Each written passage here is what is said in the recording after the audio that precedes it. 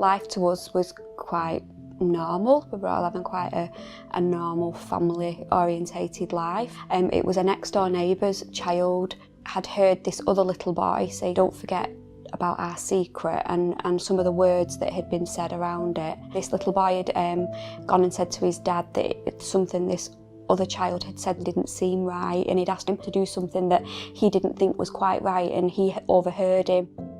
I personally thought my world had ended. It was the absolute worst nightmare I believe a mother could ever be told. Disbelief, how could it be happening in our own house?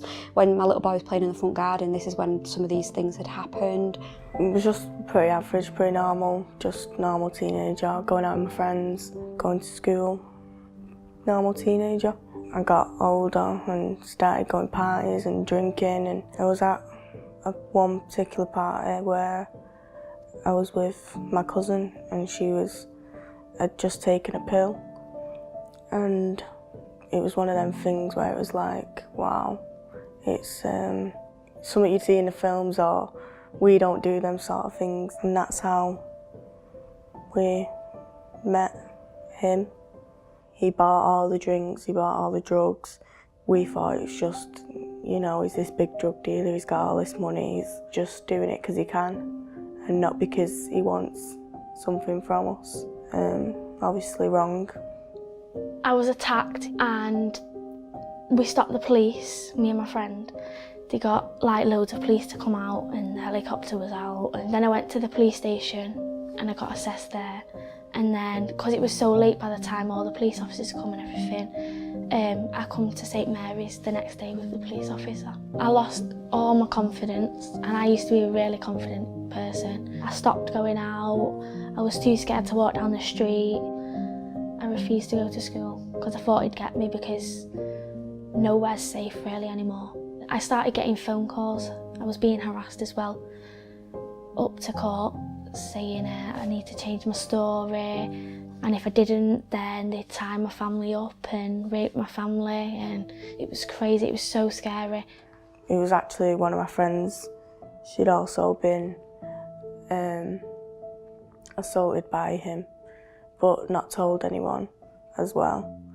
And once it had happened to me, she felt as if she should come forward more on her behalf than mine and tell her story, and it was just unfortunately that she actually slipped out with my name to the school, and the school, you know, gave me no choice. I was taken out of class, brought into, you know, the head teacher's office and being told, we know what's happened, your mum's been called, the police have been called, you know, there was no option, no choice.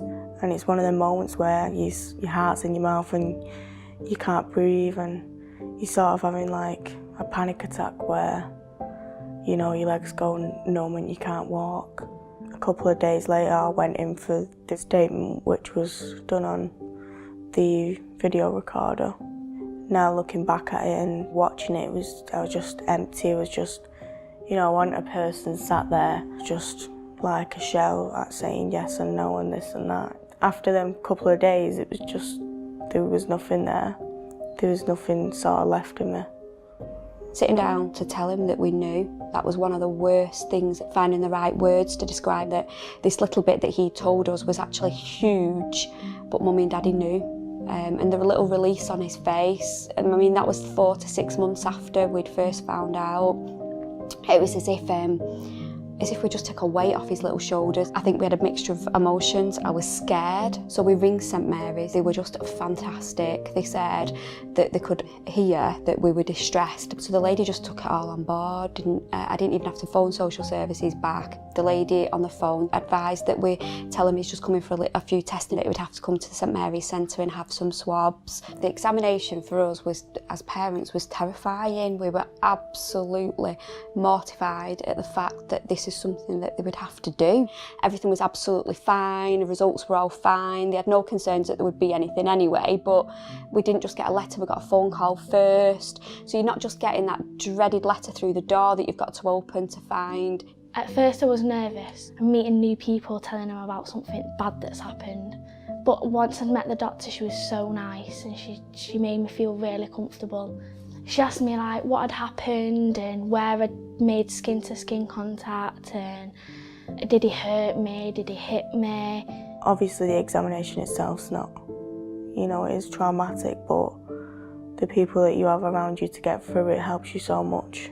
Me and Dad were, for a while, were at each other. I did go through a bit where I felt extremely angry. I was angry with Dad. Why could you not know what was happening? And it certainly wasn't helping us as a family.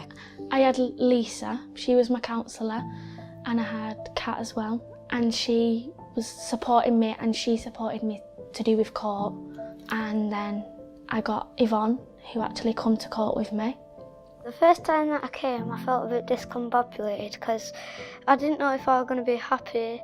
I don't know if she was going to be a nice person, a not helpful person, but it actually figured out that she was a really nice person. So Lisa is my counsellor, and she helps me through tricky situations that I get sometimes, and she gives me lots of tools that help me inside and outside, and they help me very much. She gives me tools, for example, like facts, and if something bad happened or you were a bit scared, you could use the facts and think about them and actually say to yourself, actually it's not that bad because they can't do anything. Warm fuzzies are smiles that people can give you, or things that people can help you with, or actions that people have done that make you happy. Cold pricklies are mean things that people can sometimes give you, like mean faces, or if you get hurt, they can leave you on your own, and it's not very nice. Although, if you know how to use these methods correctly, the warm fuzzies often melt the cold pricklies away.